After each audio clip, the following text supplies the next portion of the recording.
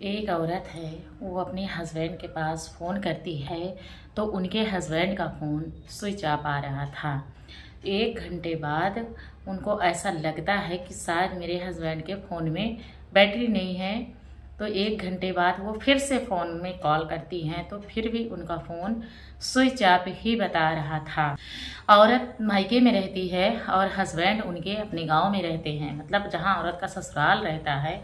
औरत अपने मायके में थी तो वह अपने भाई से कहती है कि भैया मुझे आओ चल के, कोई हाल खबर नहीं वहाँ का मिल रहा है। घबराई हुई थी कि इनका कभी फ़ोन स्विच ऑफ नहीं होता, आज क्यों स्विच ऑफ जा रहा है। अपने भैया से कहती है भैया मुझे छोड़ दीजिए।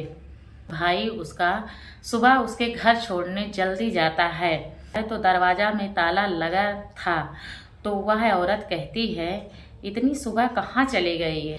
तो ताला तोड़कर अंदर जाते हैं तो उनकी चीखें निकल जाती हैं, पैरों तले जमीन खिसक जाती है, जो उनके हस्बैंड की हालत थी। इस हाल में औरत ने देख लिया उनको, उनकी चीखें निकल रही थी। आगे बढ़ने के पहले एक छोटी सी रिक्वेस्ट है, चैनल को सब्सक्राइब ज़रूर कर लिया करें। सब्सक्राइब करने का कोई पैसा नहीं लगता, सब्सक्राइब और शेयर दोनों कर लिया करें। तो सुनिए, कहानी में आगे बढ़ते हैं। उस औरत का नाम प्रियंका था और उसके आदमी का नाम मुकेश था। जब दरवाज़ा खुलता है, मुकेश ज़मीन पर बिना कपड़े के पड़ा था। उसके शरीर में अंडरवियर के अलावा कोई कपड़ा भी नहीं था।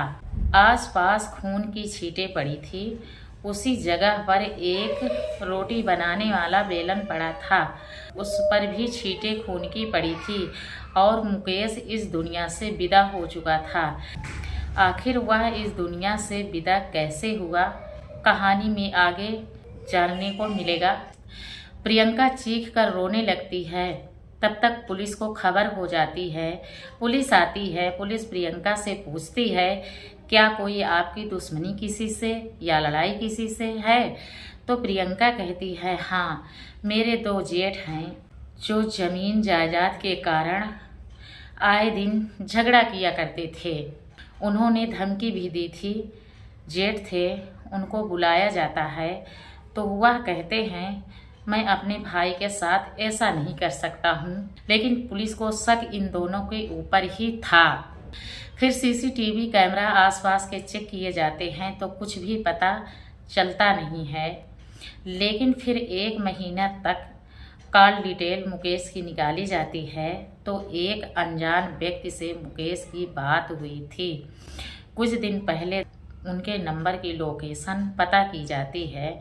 उसका लोकेशन दिखाता है मेरठ का वो व्यक्ति था।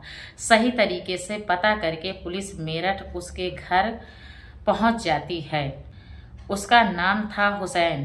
पुलिस हुसैन के पत्नी से पूछती है। उसकी पत्नी से पूछा गया हुसैन कहाँ है, वह कहती है गांधीनगर में दुकान चलाते हैं।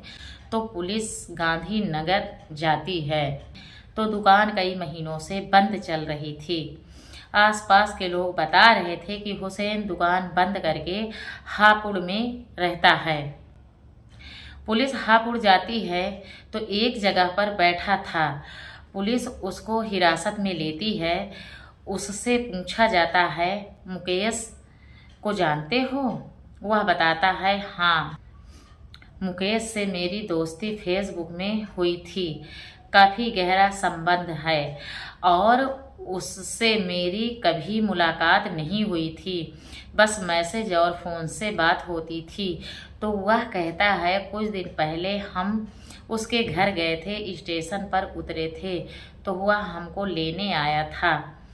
तो हुसैन आगे की कहानी बताना बंद कर देता है पुलिस वालों से। पुलिस के कहने पर डर डर के बता रहा था स्टेशन के पास एक शराब का ठेका है, उसमें दोनों मिलकर शराब पिए थे।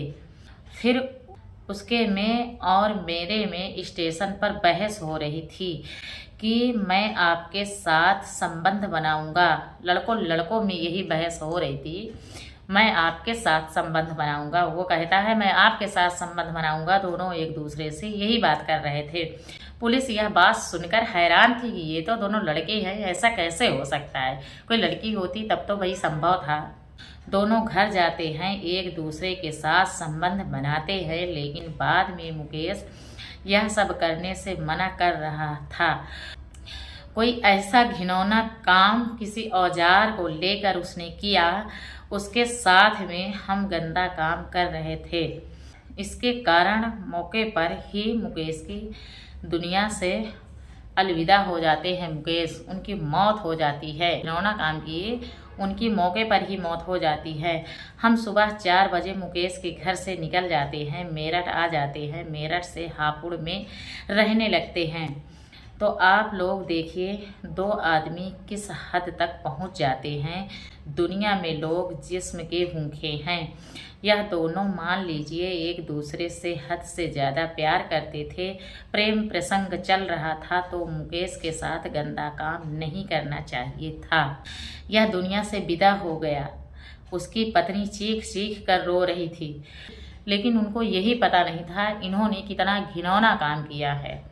ये हमको कहने में भी, कहानी कहने में भी शर्म आती है। इन्होंने, पर लोग शराब को इतना गंदा साबित कर देते हैं। शराब गंदी है ही है। इस घटनाक्रम को सुनाने का मकसद किसी का दिल दुखाना नहीं है, ना आपको परेशान करना, बल्कि आपको जागरूक और सतर्क करना है। दोस्ती करिएगा तो सामने वालों को देख सुन के जरूर करिएगा। चलते हैं, मिलेंगे हम अगली वीडियो में।